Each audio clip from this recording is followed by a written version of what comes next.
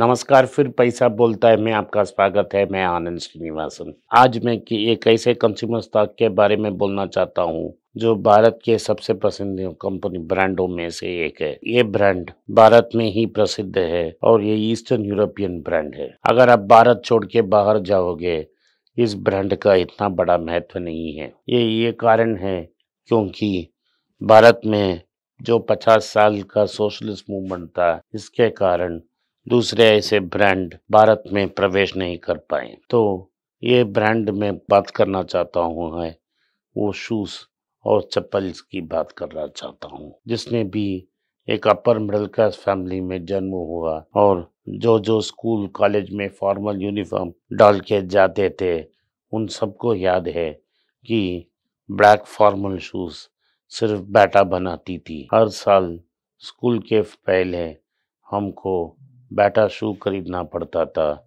नहीं तो और पीटी क्लास के लिए एक सफ़ेद शू कैनवास शूज खरीदना पड़ता था, जिससे भी बाटा ही बनाती थी। और हवाई चप्पल और लेदर स्लीपर्स के लिए भी बाटा ही सबसे पसंदीदा ब्रांड थी। फॉर्मल शूज और चप्पल के लिए बाटा बहुत मशहूर है, इसीलिए वो इस कंपनी का स्टॉक भी बहुत वैल्यूबल है और लगभग 60 या 70 तक उनकी पी रेशियो चल चुकी थी। जो Q3 की नंबर्स आई हैं वो इतना अच्छा नहीं है। पिछले साल जो पैंडेमिक में पीड़ित हुई, उस साल एक क्वार्टर में 830 करोड़ की बिजनेस हुई है। इस साल वही क्वार्टर में सिर्फ 842 करोड़ की टर्नओवर हुई है। ये टर्नओवर भी कैचअप हो चुकी है, इतना प्रॉब्लम नहीं है, क्योंकि बाटा स्नीकर्स और कैजुअल वेयर भी शुरू कर दी है और उन डिविजनों ने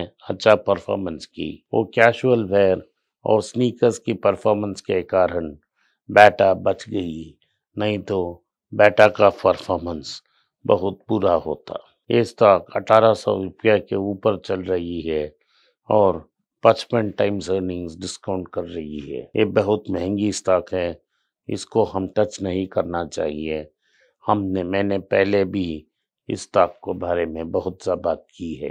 इस बार प्रॉब्लम रेवेन्यू की नहीं है, लेकिन प्रॉब्लम है मार्जिन की, क्योंकि बाटा फॉर्मल शू के लिए फेमस है, तो उनके सबसे बड़ा मोटा मार्जिन फॉर्मल शूज में ही मिलता है।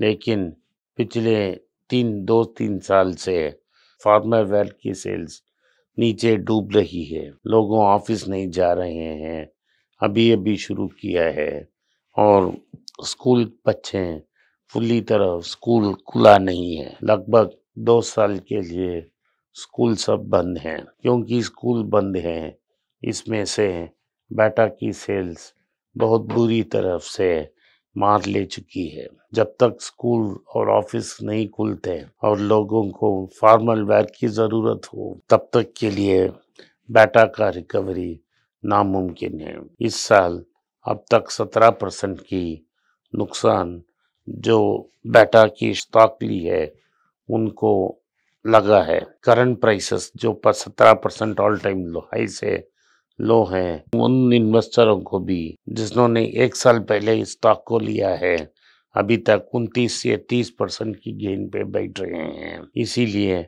वो ये क्राइसिस को वेट आउट करना चाह रहे हैं, लेकिन वो तो पॉसिबल नहीं है, क्योंकि अगले साल में भी बहुत बड़ा इम्प्रूवमेंट नहीं आएगा, क्योंकि आईटी में वर्क फ्रॉम होम का कल्चर शुरू हो चुकी है। जब तक सारे स्कूल और कॉलेज कंप्लीटली अपने ऑफिस नहीं लेते हैं और लोगों से इंसिस्ट करने शुरू नहीं करते हैं कि आपको फॉर्मल वेयर ही पर पहनना है फुटवेयर में, तब तक बाटा की वापसी बहुत मुश्किल लग रही है। इस मुश्किल घड़ी में बाटा की मार्जिन्स जो है वो मात ले रही हैं। पैंडेमिक के पहले उनके ग्रॉस मार्जिन लगभग 61% रुपया थी। अगर वो 100 रुपया के लिए बेचेंगे तो मटेरियल कॉस्ट के बाद उनको 61% मार्जिन मिलता था। इस मार्जिन काटकर आज 53% पे आ चुकी है, जो लगभग 53% ही उनका मार्जिन है। ग्रॉस प्रॉफिट में भी गिरावट है और ग्रॉस प्रॉफिट में भी गिरावट का कारण यही है क्योंकि फॉर्मल वेयर्स की सेल्स बहुत कम है और अगर फॉर्मल वेयर का पिकअप नहीं होता तो बहुत मुश्किल है बाटा को मार्जिन एक्सपेंशन करने के लिए। बाटा का नया डिवीजन जो स्नीकर्स और इनफॉर्मल वेयर बनती है वो तेज़ी से ग्रो कर रही है, लेकिन उसमें तो सब लोग घुस जाएंगे और बाटा को एक फॉर्मल एडवांटेज नहीं मिलेगा और नॉन फॉर्मल वेयर में पूमा, नाइकी, एडिडास ऐसे बहुत से फॉरेन कंपनियों ने एंट्री करवा दी और मार्केट को घेर चुके हैं। बाटा के पास सिर्फ एक पावर ब्रांड रहा थी जिससे वो काउंटर कर सकें, लेकिन बाटा ने पावर ब्रांड में बहुत सारा इन्वेस्टमेंट नहीं की। उन्होंने पावर और नॉर्थ स्टार दोनों ऐसे ब्रांड को ही प्रमोट करने की डिसीजन ली जिससे उनकी नॉन फॉर्मल वेयर में बहुत सारा प्रॉब्लम्स आ गया। स्मॉल टाउन में भी ये वो रही है कि जो स्लीपर्स मिल रहे हैं उधर बाटा के बावजूद लोगों को लिबर्टी ऐसा नया इंडियन ब्रांड्स पसंदीदा हो चुके हैं और बाटा उससे भी कंपटीशन से जूझ रही है।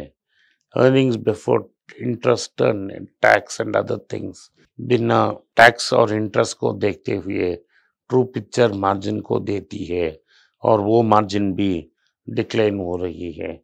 जिन्होंने बाटा को 1 साल पहले लिया है वो वेट कर सकते हैं बेटर टाइम्स और बेटर प्राइस के लिए। जिन्होंने हायर प्राइस में पिछले साल बाटा को बेचिया है वो वापस इस मार्केट में एंट्री आ सकते हैं। फाइनली अभी बाटा मत खरीदिए, स्टॉक करेक्ट हो सकती है, जब करेक्ट होगी तब खरीदना, जब तक के लिए चुप बैठना ही अनिवार्य है। नमस्कार, जय हिंद, धन्यवाद। अगर इस वीडियो आपको पसंद आया तो आप इसको शेयर कीजिए अपने दोस्तों और रिश्तेदारों के साथ। सिर्फ शेयर करना काफ़ी नहीं है, आप मेरे चैनल को सब्सक्राइब कीजिए, बेल नोटिफिकेशन ऑन कीजिए। अगर आपने बेल नोटिफिकेशन ऑन नहीं किया तो नोटिफिकेशन नहीं पहुंचेगा। हर समय हम वीडियो डालेंगे तो नोटिफिकेशन नहीं आएगा। अपने रिश्तेदारों और दोस्तों को भी आग्रह कीजिए कि ये चैनल वो सब्सक्राइब करें।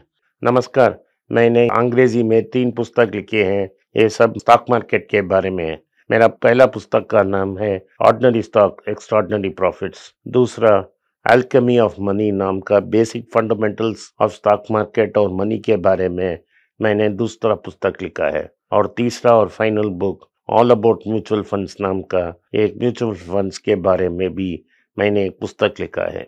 तीनों पुस्तक प्रिंट और किंडल में अवेलेबल हैं। जो किंडल में पढ़ना चाहें तो नीचे हुए लिंक को दबाने से वो सीधा अमेज़न की साइट में जाएगा।